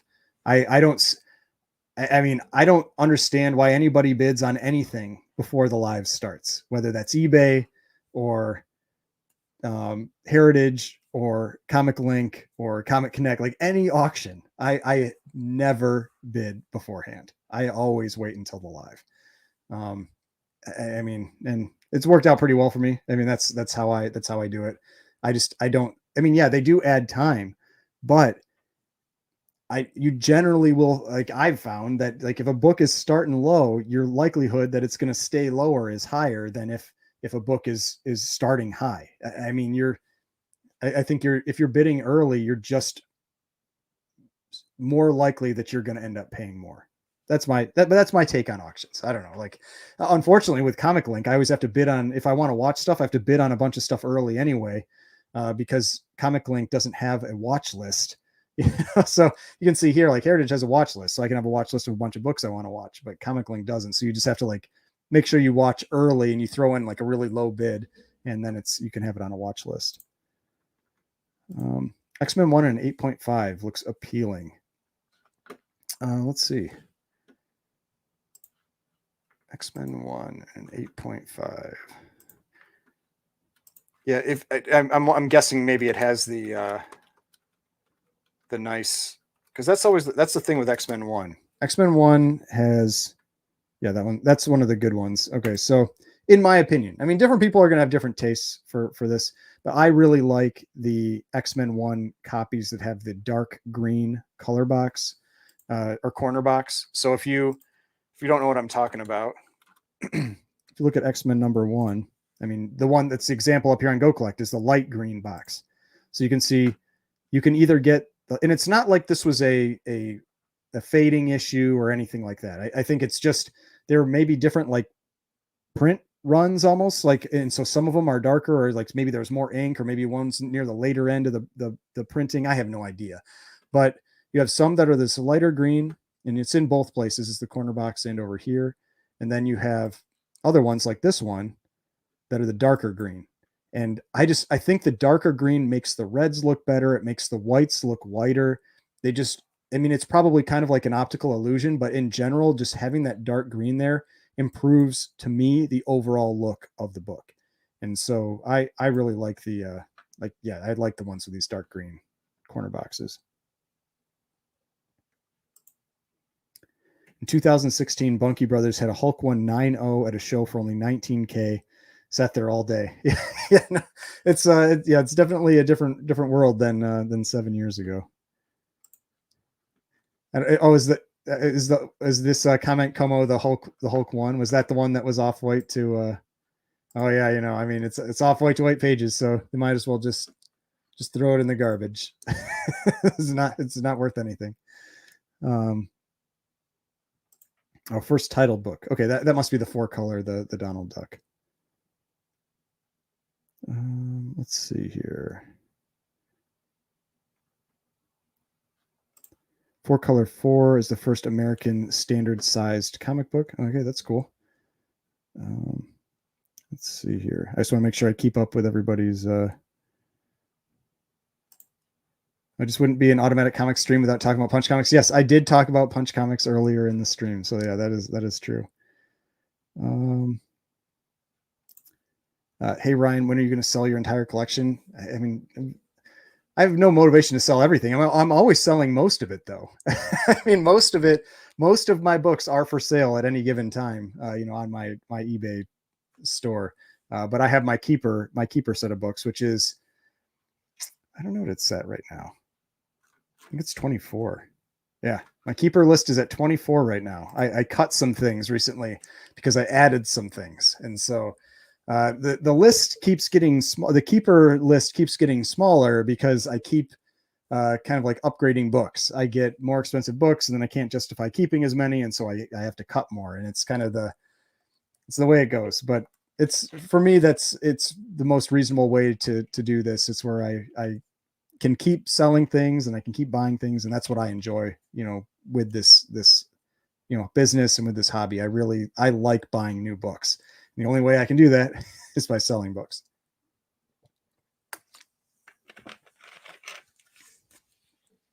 All right. Oh yeah, Comic Link is the worst. Yeah, no, I like buying on Comic Link, but yes, their user interface, I do not like it. It is terrible. Vampirella 196. Yeah, that's going to be a pretty big book. I think the last sale for a 9.6 was like 20,000 or something.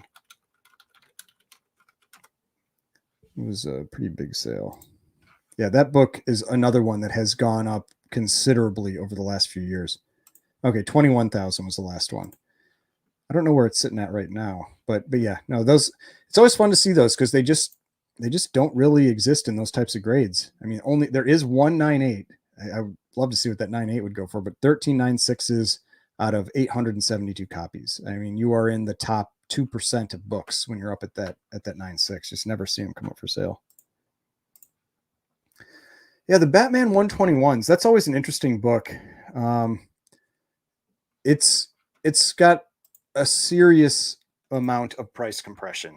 And if you don't know what I'm talking about with price compression, what I mean is that you have very similar sales prices across multiple grades. And so, I mean, like, look at this. Like, we've got a 1.0, or let's say for more recent sales, like a 1.5 that sold for 1,500, then a 1.8 for 933, a 2.0 for 1,386, a 2.5 for 2,000, a 3.0 for 2,100, a 3.5 for 2,200, a 4.5 for 2,475. I mean, barely any. I mean, from a 2.5 to a 4.5, you've got $500. I mean, there's nothing. And a 4.5 is way nicer than a 2.5. It's a really, really strange book where, it will spike as you get up to these higher grades. Like here, like a 9.0, like 28,000, 7.5, 11,000. But I mean, it's like from a 2.0 to a 6.0, there's barely any price difference. I mean, yeah, 4,000 to 2,000 is around the range. I mean, it's a very strange book to me for that, which is why for that book, if I was recommending, if somebody wanted to pick up this book, I would be aiming for the highest grade you can get, for this type of price. Like if I could be patient and pick up a 4.5 for 2,500 instead of a 3.5 for 22, that's exactly what I would do. But yeah, sometimes it's hard to be patient. I know that's not always the easiest thing with this stuff, but that's something that I've really noticed with this book.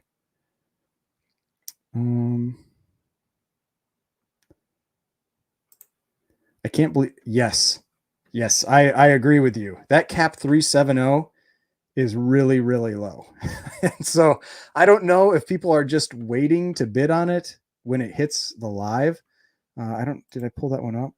I wanted to show this one. This is the cap 5 because I had picked up a cap 5 recently and it's off at CGC right now. I also feel like this one is really low.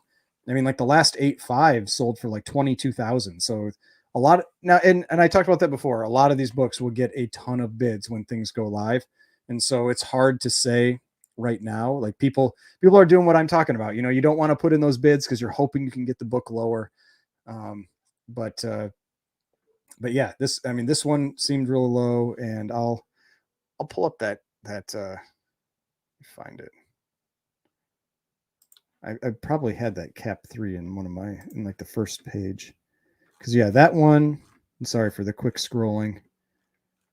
That one was really, really low. It was like 17,000 or something like that. Yeah, here it is. Yeah, 18,000 or 17,400. So I mean a 7.0. And so if you're not familiar with the importance of this book, this is first Stan Lee work. Captain America 5 is his first story. Captain America 3 is his first work in comics. And then you've got, just cool Red Skull cover. You've got, the Good Girl art cover. You've got, like the Girls in Tubes. I know some people collect like those. There's like a bunch of Girls in Tubes type covers. I mean, awesome Captain America cover. I'm almost certain this is a Schomburg. Yeah, Alex Schomburg cover.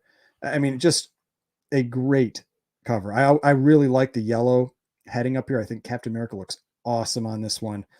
And so, yes, there is no way this book is selling for $17,000. I will guarantee that right now. like my guarantee of the week is Captain America 3 and a 7.0 is not selling for $17,400. Let's see. So we had an 8.0 that sold for 90. We had a 6.5 that sold for 36. So where's a 7.0 going to go? 45, I would think, 40 to 45 at least. That's where I would expect it to be, somewhere in that range. I mean, maybe in the, because you had this 52 and that was a pedigree copy. But yeah, I mean, I would think it's got to be in the 40s to low 50s is where this book is going to end. But yeah, when you look at where it's sitting right now and that it's sitting at 17,400, it seems like there's so much distance to get there. But just, I mean, like I said, I'll keep bringing up that Mass Comics #1. That book tripled when it hit the live. So you just never know what's going to happen when you get to those live sales. Yes, we have definitely had that Batman 121 conversation recently. Also, yeah, okay, you're saying, yeah, also first Cap Schomburg. What's my official estimate? I'm gonna say 51,000. 51,000 is my official estimate for this one, because I'm going to go with approximately triple, like I said with the mask. So, I mean, if it goes, it's one of those things. Like if it goes for less than that, I feel like someone probably got a good deal. I mean, it's just such an important book, but man, such a cool cover and just awesome cover. I like it more than Captain America 2. I mean, Captain America 1 is a incredible cover, and it's just, I mean, it's a #1. It's historic. You've got Captain America punching Hitler on the face. But if I then had to pick my actual favorite cover from the Captain America run, it's this one. It's Captain America 3. I think this is my favorite cover from the run. I think the two most important covers are Captain America 1 and 46. So 46 is the Holocaust cover, and so like Captain America 1 and Captain America 46, I think are the two most important covers. But my favorite cover is Captain America #3. This is definitely one. I talked about this in some recent video. This is one I will own a copy of this book at some point. I don't know when. It's going to be some low grade copy, but I will own a copy of this book at some point. Let's see here.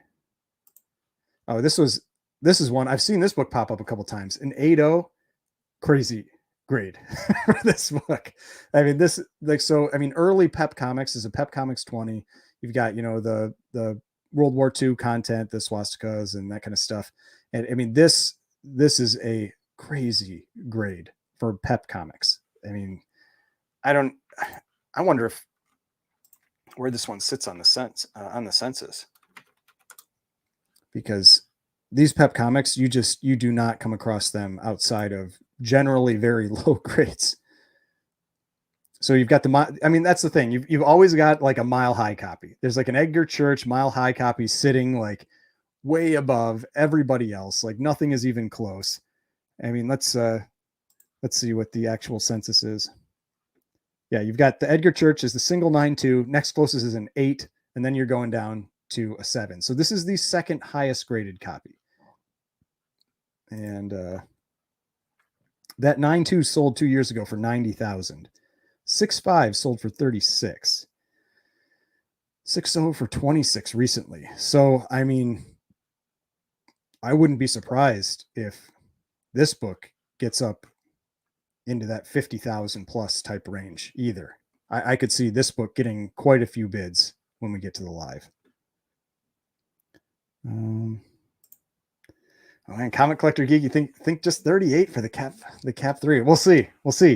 I mean, I think if somebody gets it for 38, I think that's a pretty good deal. But yeah, and it could be just because I like the cover so much. Maybe I overestimate a little bit what it should sell for. But I mean, I'll say I think the sale that really hurt it was that 8.0. That 8.0 sale that went for like 90,000. That went well below what I thought this book would sell for. Like I think this sale was on surprisingly low in my opinion. But yeah, so I think that probably maybe drags things down a bit. But the fact that we've got the 6.5 at 36, I don't know. I like to think that like you think it'd sell for more than the 2018 price. I mean, that's a big jump, but I'm sticking with 51. We'll see what happens. And I'm probably high on it. I agree. I'm probably high. But now this book I put on here because this is crazy to me. like this is Richie Rich #1, $55,000. Like I don't know anybody that's looking to collect Richie Rich #1. You know, and so we were having a conversation about this, that maybe, you know, it's like, it's because it's really rich people, and like they relate to Richie Rich, you know, so they're like, I relate to this guy, the struggles that Richie Rich is having. And so, you know, like they really want this book. I'm assuming this is the highest graded copy. Yeah, there's 4 and a 9.6, not higher. Oh yeah, that was the thing. Like this isn't even the single highest graded copy. There's 4 of these. This book is still sitting at $55,000 right now. This is a mind-blowing book to me. I think this is one of the most surprising ones in my opinion. I don't understand it. I mean, I know like not everybody collects the same stuff, but like, I don't get $55,000 for Richie Rich #1. I mean, it's not even a golden age like book. I mean, it's 1960, like a silver age book, off white to white pages, 9.6. Richie Rich, like not a property that's like people are really into anymore. I don't know. That's a weird one. It's one I don't get. Let's see. Estimate on the Hulk 181 98. I mean, I've been seeing the Hulk 181 98s going for between 60 and 70. I expect that it'll probably go between 60 and 70. I mean, that's generally where I'm seeing them fall. Like, I mean, sometimes it's like 60. I think like 66 was maybe the last one that I saw. So that I figure 60 to 70 for that book. don't sleep on the rich. Yeah. I mean, I don't know. I'm sorry if I'm making fun of a book that somebody really likes, but I don't understand the 55,000. yeah, I know. I was hating on Richie Rich the other night too when I was talking with you guys. So yes, I'm hating on Richie Rich 2 nights in a row. Yeah, no, I mean, yeah, I know it's a rare book. I mean, I get it, but I mean, that's the whole thing. Like rarity doesn't always equal value. There's all kinds of like rare books out there that just aren't worth all that much. And so I don't know, 9.6 just seems like a lot to me. yeah, millions of dollars. I'm just gonna go buy Richie Rich. Oh man, let's see. Yeah, maybe it's Macaulay Culkin buying. It's possible. I'm sure he has the money for it.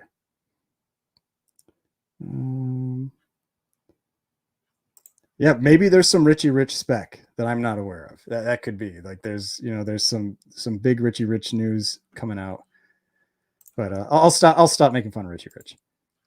So another one. I feel like this is going to be a pretty important sale because everybody's been talking about, the action one and the Superman one, and that sold for a lot less than they sold for the last time that they sold the higher grade copies. And I mean, that's the tough thing when you've got books that are selling for millions of dollars. I mean, if you don't have the right people in the room, I mean, how many people on the planet? I mean, there's plenty of people on the planet that can afford a book like that. But how many people on the planet want to buy a book like that, want to spend millions of dollars on a book like that? There's probably not too many. And so, you've got to have those people in the room bidding and knowing about that book, being up for sale and all the, there's definitely some legwork that goes into these, that needs to go into this beforehand with these big sales like this. Like if you're fixed pricing a book, that's a different story. You can list the book up for sale. People can hear about it, word of mouth, all that kind of thing. An auction has a very fixed endpoint. And if you have not advertised enough, gotten people interested, all that kind of thing, then I mean, it's just, you're not going to have the people in the room, and they're not going to bid.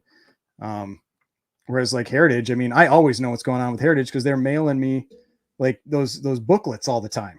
They like, if I don't know if it's like anytime you've bought something from them, they mail it to you, or if you reach a threshold and they're like, oh, you've spent X dollars with us, we're going to mail them to you. But I always get those, those Heritage booklets. I'm sure I don't know if I have them back here. I got the ones for this one. They might be upstairs somewhere, but like, that's the thing. Like, you've got to do that legwork, and I don't know, maybe that just wasn't done with those other copies. I mean, it's I wouldn't be surprised if we see those pop up, again for sale, and they sell for a much higher number. But let's take a look at Superman #1. All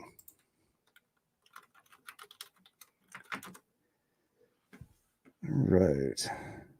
So we've got Superman #1 in a 3.0. So the last 3.0 sold for $310,000 in 2020. We had a 1.8 for $288 in 2022. 4.0, that 4.0 feels really high. Like, that seems like that's a very high number. I mean, I know it's a real number. Somebody paid that. But I mean, looking at other sales, like this 5.0 for 675, 5.0 for 720, like, this is an outlier. I mean, if this book popped up for sale again, I mean, unless there's something like spectacular about it, and you take a look, maybe there is. I mean, yeah, I don't see anything spectacular about it. It's kind of, if there's, I would see this book getting a much, much lower number. And I wouldn't think that means like comic prices are crashing or anything like that. I just think somebody paid too much for that book when they bought it. And, if it came up for sale again, it probably sells for half, 400,000, 425,000. I would not be shocked if that's what happened with that book, if that came up for sale again. But 3.0, yeah, I mean, I could see it going for around 300,000. I mean, based on these other sales numbers, maybe 350. I mean, where's it sitting? I mean, who knows? Maybe I'm low. Maybe it's already above that. No, it's at 216. So it's got some work to do. Yeah, I mean, I could see this one 300 to 350, but who knows? Maybe that news, about the recent one hitting some lower numbers, maybe that hurts this. I don't know. But yeah, I could see this one. I would think 300 plus, 300 to 350, something like that. Yeah, definitely need to. Yeah, I'd have to play the lottery to win it, but I'm every once in a while when they have those really massive ones, sometimes I'll risk it just because it's kind of fun. But let's see. No, this Walt Disney's Comics and Stories is better than mine. I think mine's a 4.5. The one that's in this sale is a 6.0, I think. Disney's Comics #1. Pretty sure it's a 6. Yeah. Yeah, so 6.0. I think, I mean, 6,300 is a very, very good price. I mean, hopefully it goes for more. I mean, it would be bad for me if that one sold for that. But I think I think I've looked at this one some. I was thinking somewhere around 10. Let's see. I think I was thinking somewhere around 10 is where this one would go. So, oh no, I mean, last sale was 13.8. Now this was a huge sale though. I remember I talked about this sale. This one surprised me. I was expecting it to go around 10 and it went for 13.8. So I'm going to stick with my estimate of around 10. I feel like 13.8 was maybe a little bit of an outlier, but hey, I don't mind if it sells for more, but I'm not expecting it to match that 13,800 number.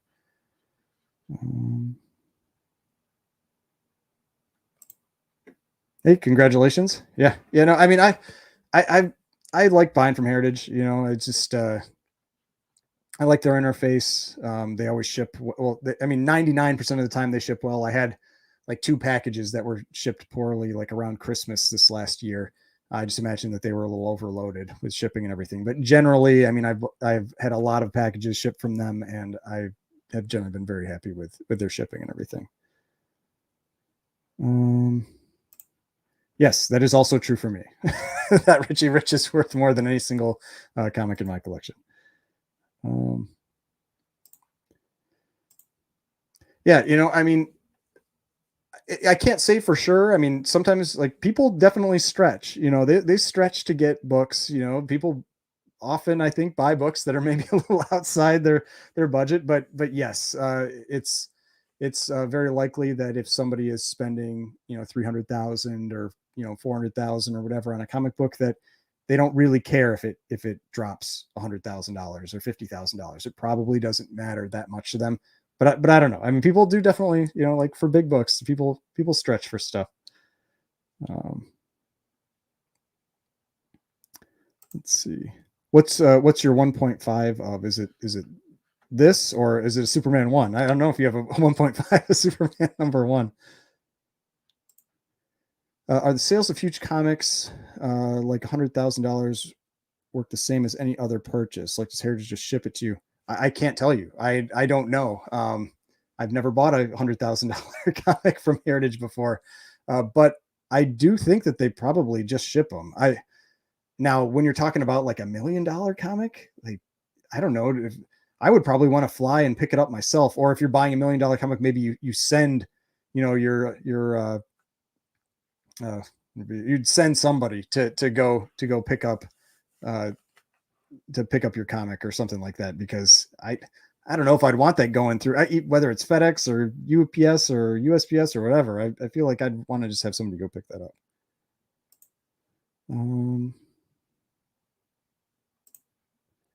Yeah, biggest single book ever bought was 30,000. I'm still paying on it. Yeah, I mean, see, like just because someone spends a lot of money doesn't mean they necessarily like just have that cash to throw at it. And I think Heritage does payment options. Like I think you can. I don't know for sure. I've never done that. Also, one thing I know people do with Heritage is I think you can like sell books or sell things there, and then have it like subtracted from your purchases. Like you can apply those sales to other purchases. So, that could be how people do things. They put a bunch of books up and then they use that to pick up something else. I mean, there's all kinds of ways that can be done. Yeah. Hey, how's it going? Yeah. I thought it'd be fun to do a little stream tonight to talk about some of these, these big books that are coming up on Heritage tomorrow. Since I can't watch the live sale, it's always fun to kind of go over these things now. I might do a recap if I have time, maybe after the sales are over. Oh yeah, I mean, where was that? There one. Yeah, it could be bragging rights to show off to their their friends. I mean, whether it's wealthy friends or non-wealthy friends. I mean, I feel like that's like a lot of us being on Instagram, I mean, that kind of thing. Or, I mean, the stuff I put up on the shelf behind me. I mean, part of it is people like showing their stuff off. People like showing, the books that they have and everything. I mean, I think we're all proud of the comics that we own, the collectibles that we own, and that's why we like to share them. And I'm sure that applies whether you're buying $1,000 comic, $100 comic, or $1 million comic. Yeah, I mean, right? Like it's in a case. Like you don't need bubble wrap or anything. Like it should make it just fine. Yeah, $1 million comic better be hand delivered with a foot rub and cosplayer. Like have Batman. Like you buy a Batman one, or a Detective Comics 27. They send someone dressed as Batman to your house to deliver it. Okay, yeah, no, that's good to know. Yeah, I know I've seen that Heritage does payment plans. I just don't know how it works. I don't know if you have like a percentage fee you have to pay or any of that. I've seen it as an option.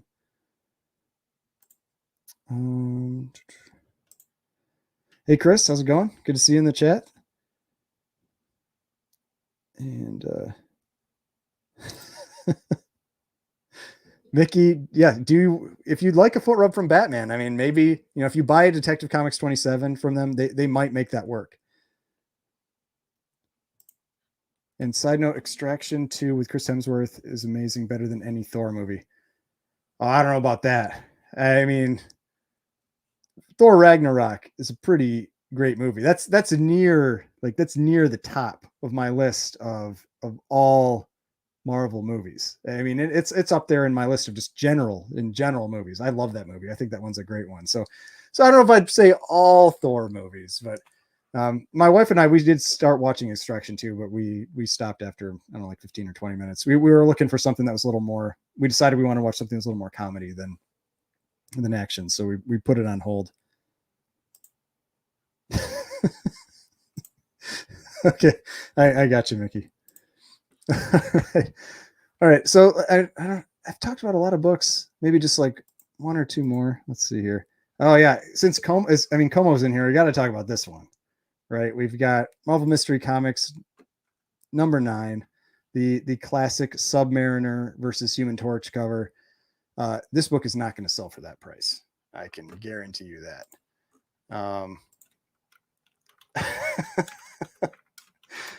Let's see what this one's gonna, what I think this one might go for. I imagine it's gonna be a lot more than that price though.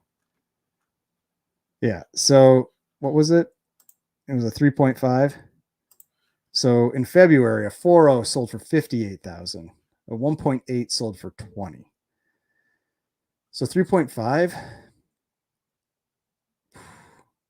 45, maybe high 40s. I think 45 to high 40s is where I could see this one going. I mean, I think that this is going to double in the lives. I think this is going to be a pretty big sale. But yeah, I figure I think I put this one on here just in case you joined, Drew. You know, I knew you wanted to talk about that one. We've also got a fun one. We've got one you don't see very often, Jackpot number 4, first Archie cover. You know, it's first partial Archie cover, we'll say. It's not his first full cover appearance, but also a book that for a while people thought this was actually Archie's first appearance, until then it's kind of changed that it's now it's Pep 22. Then people thought maybe then Pep 23 has also surpassed this one. So technically right now this is referred to as the third appearance of Archie. I think it's probably down here. They just have it as one of the earliest appearances of Archie, but the general consensus now is that Jackpot 4 is third appearance, Pep 22 is first, Pep 23 is second. But yeah, you don't see these Jackpot comics come up for sale hardly ever. So even though it's not like a huge expensive book, I thought this was a cool one to show just because I don't see it come up for sale. And then just got to talk about Punch Comics number 12. I figure I'll close out with that one unless there's I'll check, comments and that kind of thing. But I always like seeing Punch Comics number 12 come up for sale. It has actually fallen off my list a little bit. There are other covers that I've started to like a little bit more. I do still think it is an awesome cover. It is a great cover. But there are other ones that are just I'm more interested in now. But 4.5, that's let's see what that one might go for. I mean, maybe I don't even know right now. I mean, I would expect probably like 35 to 40 based on what I've seen with some other stuff. But yeah, so a 4.0 sold for 31,000, 5.5 for 90. But I think this 5.5 was the Nicolas Cage copy. I think it was. We'll see. And I feel like, people want to pay a little extra for the Nicolas Cage copy. Yeah. So the 5.5 was the Nicolas Cage copy. I mean, just owning that is one of those ones where it's not an official pedigree, but it is a collection, and I feel like that gets a premium. But yeah, 4.5. I think 35 to 40 is around where I think that one will go. But we'll see. We'll see when it comes up for sale. But let's see. There were a couple more comments in here. What's my personal favorite Marvel Mystery cover? It might be, I think is it 54 or 56? I'm blanking right now. Nope, not 54. No, it wasn't that one. Maybe it was 52. It's one of these. Oh yeah, this one, because it's the one that I have. So I've had a number. I have a number of them. I have a few. I've sold a few, but this is one that I've retained on my keeper list. I think it's the only Marvel Mystery Comics that I've retained on my keeper list at this time. And I think that this cover has just everything going for it. It's a Schomburg. You've got the the Human Torch melting through the wall, which is one of the effects that I love how Schomburg draws the Human Torch like blasting through a wall. You've got this like hooded, Nazi guy here with this skull scepter. You've got the crazy contraption for crushing this woman and Toro. I mean, this is probably my favorite one. I think this is probably my favorite Marvel Mystery Comics cover is number 52. Let's see. Only way you find a PEP 22 there in a safe on the moon. I mean, let's see. I hardly ever see it come for sale. There was that one on Comic Link that sold maybe like 3 weeks ago, something like that. But that was a conserved copy. Yeah, you don't see PEP 22 hardly ever. I'm considering selling some big books on Collectors Comics auction, ASM2, Conan 23. I think that's a mistake.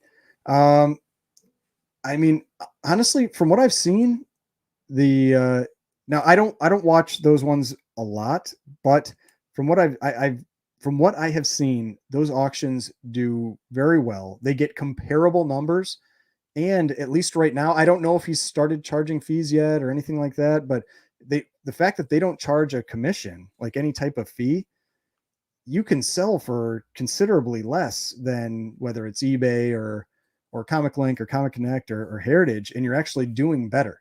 And so I think I talked about that on one of my prior live streams, that I think that Collectors Comics auctions, because of the no fees right now, are a very good option for selling. I think enough people are aware of it now that you seem to get quite a few bids on there. Now, I don't know. I don't know how like really big books do, but I've seen when Dave talks about them on his channel, it seems like some of his, some of the, bigger books like the Jim 83s and that kind of thing, they get very comparable numbers. And if the person doesn't have fees, you're doing really, really well. So I don't know. I don't think it's a mistake. I have not heard of a timely book called Funny Frolics. No, I'm not familiar with that one. Yeah, so that was my question, is if it's still zero fees, then I mean, yeah, it seems like a very, very good option. Oh, I mean, I don't know. It's just like I feel like it's the same reason why when I had the question earlier tonight about like would I want just one book versus having multiple books. Like I feel like when I focus on one book too much, then maybe I just get, I don't know, kind of bored with it, and I want to change out for something else. But I'm trying to think, like some things that I've been getting into are some of like the really early Archie stuff, like the early Pep comics. I've been getting a little more interested in those. Like I've made a couple attempts at that first Veronica, and I have failed both times. I thought I was going to get it in the last the big Heritage auction, and they think it was their MLJ auction, and someone just kept bidding at me, like it would count down to 1 second, and I got outbid on that one. So I mean, just some like key issue type books, some of the early or some of the more key timelies, like some Captain America stuff I've picked up recently, and just some of the other big kind of like bigger key golden age books is what I've been going after. And I don't know, I've shifted my focus, in other places. Part of it is I think it's just like it's gotten so expensive so quick that it's gotten a little bit out of that range that I really want to kind of like go after it on. I also keep thinking maybe someday I'll get a Suspense 3, but I don't know if that's going to happen. How are Golden Age sci-fi covers doing these days? Yeah, I mean, I think they do fine. The Golden Age sci-fi doesn't sell. Well, it depends. I mean, Frazettas do really well. If you're talking about like the ECs, like Weird Science, Weird Fantasy, that kind of thing, they're more expensive than they were, but they haven't done nearly what like the horror stuff has done. So yeah, I mean, they're like any of these like Golden Age, especially like EC books, they have been going up, trending up, but not nearly to the level of the horror books. Would I take a Suspense 22? I'm assuming you mean Crime Suspense Stories 22 over Punch 12. I like the cover for Crime Suspense Stories 22 more. I also like the historical significance of Crime Suspense Stories 22 more. Like grade for grade, I mean, you take the punch, just like it's such a more valuable book in the same grade, but dollar for dollar, I'm probably taking the crime suspense stories. Let's see.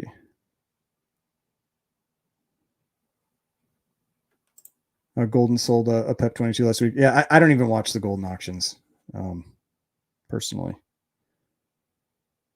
I just, yeah, I know of them, like especially when some like big book like that, sold. But yeah, I really don't. I don't watch Golden. I got the stats straight from CGC, but it's hard to find any information in regards to the artists, writers, etc. Yeah, I mean, some of them you're just never gonna know who the who the cover artist was. If it's not on like comics.org or something like that, it might be something where they just don't know. I mean, there are plenty of cases where they don't know. You can also check in those, where are they? These like photo journals. I've shown these a number of times. These Gerber photo journals. They have a lot of the cover artists and the interior artists named in there, and so there are resources that you can check. Even Overstreet, a lot of times will have the cover artists like written next to it. But if those people don't, like, if those big sources don't know, it's probably the case that you aren't going to be able to find out. I mean, like there's some of these books that were done in kind of like, they call it like a lot of the pre-code horror. There are a bunch of them were done and was called like the Iger Shop. And so they just don't know who did them. I mean, it was like a group of artists that were all working in this one, basically call it like a comic art factory. And you don't know who drew the covers. Do I think I will try out eBay Live? Probably not. Just because what I sell doesn't really seem to I mean, because I see it, if it's something like Whatnot, then that just doesn't really work for me. I'm not someone that buys like collections really and has a lot of volume and things to work through and auction off and that kind of thing. So that style doesn't really work for me. I've watched some eBay lives recently though, because I was interested in seeing what they were doing there. I wasn't really sure how that all worked. And so I watched some like pack breaks, some for cards and that kind of stuff. But yeah, I don't think that'll be for me. Never know. I never say never, but let's see. Yeah, I mean, eBay is a double-edged sword. Like I like selling on eBay. I buy plenty of stuff on eBay. And the fees are pretty reasonable when you're comparing, especially for more expensive books, when you're comparing it to the other options that are out there, and they have the most eyes. That's the big thing. The thing that always concerns me with eBay is that they just seem to keep inching up their fees. And so, it's like if every year they're inching up their fees, at some point it makes it so it's not a viable option. And I don't know how long that'll be, or if they'll make a change anytime where they stop doing that. But over the last couple of years, it's just like, I feel like they've just been ratcheting up the fees more and more, they start charging the fees on the shipping, and then they started charging the fees on the tax, and there's just all these little things that they keep adding the fees to that make it, more and more expensive to use.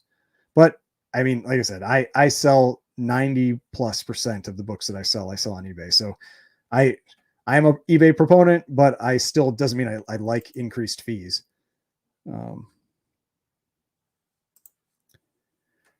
Top 5 comics to own: Cap 1, Cap 3, Action 1, Tech 27, and Tech 31. Yeah, I mean, yeah, that's tough because like there's some other really big. I mean, if that's your top 5, that's totally fine, because like I really like Marvel Comics #1. I don't. It's weird. I don't really like the art style all that much, but I really like the color scheme. I like that like blue painted type color scheme. I think it looks really cool. So there are some other ones in there that I might toss in. Tech 31 is definitely on my list though. I really like Tech 31. I would love to be able to own a copy of that someday. But yeah, they can't beat the eBay traffic, and it's a couple things. It's like, yeah, they have a lot of eyes, and the other thing is that they do that work for you, like pushing information, pushing sales out, like the stuff where, like, because I'm on eBay and I have certain types of things that I follow, certain searches that I have set up as saved searches. and they email me every day. It's like, hey, these books meet that criteria. Hey, these books meet that criteria. And so I know that because I'm seeing those, other people are seeing that when I list books. And so I know that same effort is being done. Whereas if I was selling on like Instagram, on Instagram, you've got to constantly be doing work, or you got to do live sales, or you got to keep reposting. And so it's all, I like the set it and forget it side of eBay. And I'm willing to pay some fees to do that. But it doesn't mean, like I said, it doesn't mean I like to see those fees keep going up.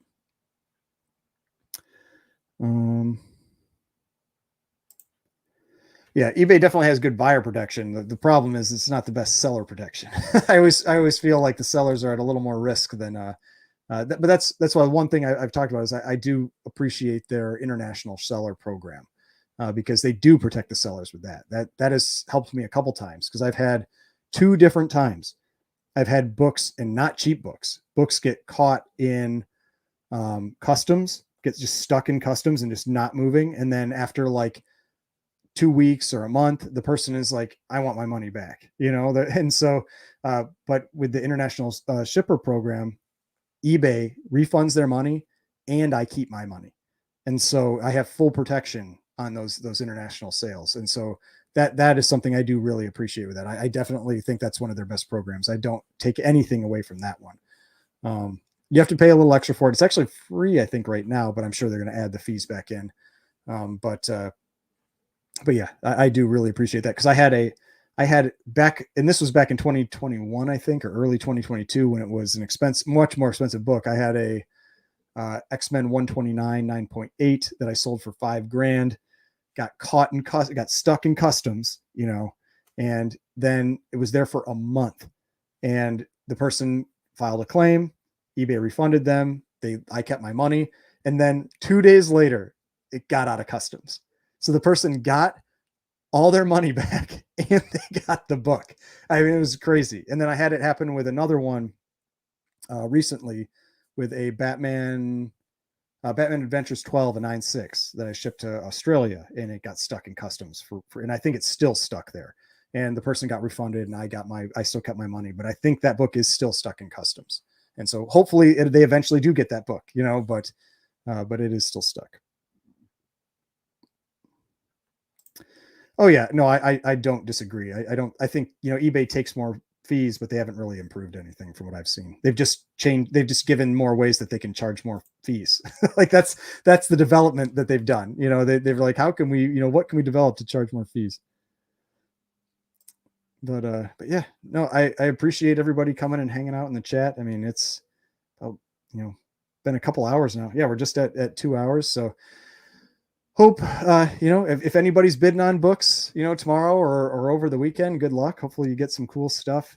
I am not planning on bidding on anything. I have bought a lot of stuff lately, and I mean, especially that Sailor Moon #1, that was the one that really dented my bank account. But but yeah, no, I'm probably, I mean, I always say I'm not going to bid on anything, and I might, I usually watch the weekend one. The Saturday one is where there are books that are actually in the price point that I can kind of afford. And so I might bid on some stuff, but I don't know. We'll see. But good luck for anybody else that's out there that's looking to pick up anything. There are some awesome books that are coming up. All right. Thanks everybody for joining. It's been fun.